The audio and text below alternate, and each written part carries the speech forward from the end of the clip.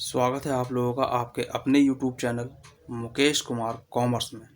आज हम सीखने जा रहे हैं साझेदारी खाते फर्स्ट का सामान्य परिचय, जिसमें हम साझेदारी खाते का यानी साझेदारी का अर्थ को सीखेंगे, उसकी परिभाषा को सीखेंगे, आखिर इसकी शुरुआत क्यों की गई, इसमें एकल व्यापार के बारे में भी थोड़ी सी चर्चा करेंगे। तो इन सब सारी चीज़ों को सीखने वाले हैं और इस जो थ्योरी होगी उसको आप अपने पास नोट भी कर सकते हैं, अगर आपके पास बुक नहीं है तो। अगर बुक है तो आप अपनी बुक से नोट कर लें। और बुक कौन सी है इससे कोई फ़र्क नहीं पड़ता, किस राइटर की है इससे कोई फ़र्क नहीं पड़ता है। सबके लिखने का तरीका थोड़ा थोड़ा अलग हो सकता है, उससे कोई फ़र्क नहीं पड़ता है। सबका जो भाव है वो सबका एक जैसा निकल के आना चाहिए, शर्त जो इसका अर्थ है वो सब एक जैसा निकल के आना चाहिए। और अगर आप लोग चैनल पर नए हैं तो चैनल को सब्सक्राइब कर लें, बेल आइकन को टच कर लें, जिससे आने वाली सारी वीडियो आप तक तुरंत पहुंच सकें।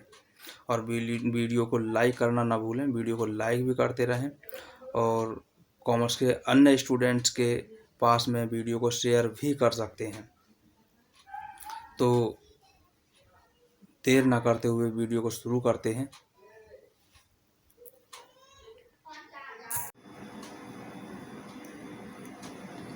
तो जैसा आपको दिखाई दे रहा है हेडिंग में, साझेदारी खाते फर्स्ट, इसमें सामान्य परिचय है।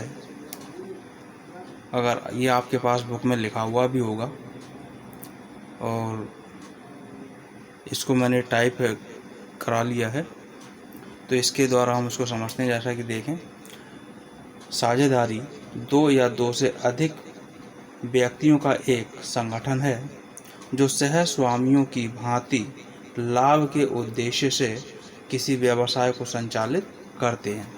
एक परिभाषा के तौर पर लाइन ये लिखी हुई है। आगे इसका पूरा अर्थ है, इसका पूरा परिचय है, क्यों इसकी शुरुआत हुई, कहाँ से इसकी शुरुआत होती है, क्यों इसकी आवश्यकता पड़ती है, तो इसको हम देखेंगे, समझेंगे। क्योंकि जो व्यापार शुरू हुआ पहले वो एकल व्यापारी हुआ करता था, तो जब विस्तृत हुआ तो साझेदारी की आवश्यकता पड़ी। क्यों पड़ी वो उसको देखते हैं। देखें, एकल व्यापार के सीमित साधनों के कारण ही साझेदारी का प्रादुर्भाव हुआ, यानी कि इसका आविष्कार हम उसको कह सकते हैं, आविष्कार हुआ, शुरुआत हुई। एकल व्यापारी के पूंजी प्राप्त करने के साधन, उसकी कुशलता एवं प्रबंध क्षमता सीमित होती है। पहले हमें ये पता होना चाहिए कि एकल व्यापार या एक क्या होता है, एकल व्यापारी क्या होते हैं। इसके लिए एकल व्यापार को समझ लेते हैं। ऐसा कोई भी व्यापार जिसका एक अकेला मालिक होता है, जिसकी पूरी जिम्मेदारी, सभी प्रकार की जिम्मेदारी उस अकेले व्यक्ति पर, मालिक पर ही होती है। लाभ जो भी होता है वो उसका अकेला अधिकारी होता है, उस लाभ का जो भी हानि है वो उसे ही सहन करनी होती है। उसके जो दायित्व हैं वो असीमित होते हैं। जैसे कोई फेरी वाला भी अगर है तो वो एकल व्यापारी ही कहलाता है।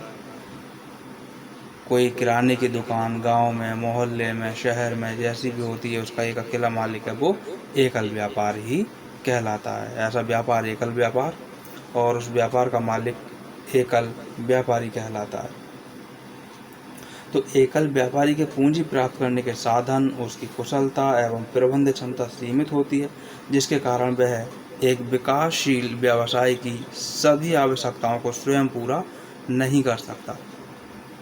प्रायः यह देखने में आता है कि कोई भी व्यक्ति सर्वगुण संपन्न नहीं होता। यदि किसी के पास पूंजी प्रचुर मात्रा में, यानी पूंजी भरपूर मात्रा में है, तो हो सकता है कि उसके पास कुशलता, अनुभव अथवा साहस की कमी हो।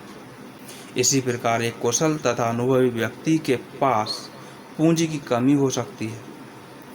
अतः विभिन्न गुणों वाले व्यक्ति पारस्परिक हित के लिए साझेदारी संस्था की स्थापना करते हैं। संक्षेप में, व्यवसाय हेतु ऐसे व्यक्तियों के सामूहिकरण को ही साझेदारी कहते हैं। जैसा ऊपर अभी पूरी चीज़ बता दी कि इसको आप अपने पास परिभाषा के रूप में, अर्थ के रूप में अपने पास नोट कर सकते हैं। ये हमारी परिभाषा हो गई और यहाँ से यहाँ तक ये इसका पूरा अर्थ स्पष्ट हो गया। इसको अपने पास नोट कर सकते हैं। तो वही चीज़ है, जब विभिन्न गुणों वाले, यहाँ तो बता दिया अलग अलग गुण हो सकते हैं, तो विभिन्न गुणों वाले व्यक्ति जब आपस में मिल कर के किसी व्यवसाय को करने के लिए तैयार होते हैं, तो वे सब लोग जब इकट्ठे हो जाते हैं तो वो एक संगठन का रूप ले लेते हैं और उस संगठन को ही साझेदारी कहते हैं। आगे इसकी हम बात करते हैं परिभाषा की। तो देखें, इसकी परिभाषा है, भारतीय साझेदारी अधिनियम 1932 की धारा 4 के अनुसार साझेदारी उन व्यक्तियों के आपसी संबंध है, साझेदारी उन व्यक्तियों के आपसी संबंध है जिन्होंने एक ऐसे व्यवसाय के लाभ को आपस में बांटने का करार किया है जो उन सबके द्वारा या उन सभी की ओर से, उन सभी की ओर से, आप लोग इसको लिख जरूर लेंगे अपने पास,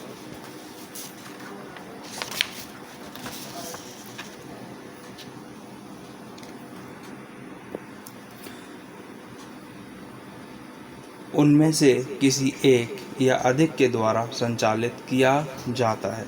ये हमारी एक परिभाषा हो जाती है कि साझेदारी उन व्यक्तियों के आपसी संबंध हैं जिन्होंने एक ऐसे व्यवसाय के लाभ को आपस में बांटने का करार किया है जो उन सब के द्वारा या उन सभी की ओर से, उनमें से किसी एक या अधिक के द्वारा संचालित किया जाता है। इसके बारे में एक बात ये भी आती है कि वे सभी व्यक्ति जिन्होंने एक दूसरे से साझेदारी कर ली हो, व्यक्तिगत रूप से साझेदार, यानी एक अलग अलग व्यक्ति वो साझेदार कहलाएगा, और उनको जब समूह के रूप में हम देखेंगे तो वो फर्म कहलाएंगे, वो फर्म कहलाते हैं। और वह नाम जिससे उनका कारोबार चलाया जाता है वह फर्म का नाम कहलाता है। फर्म का नाम कुछ भी हो सकता है। तो ये हुआ हमारे पास में साझेदारी की परिभाषा।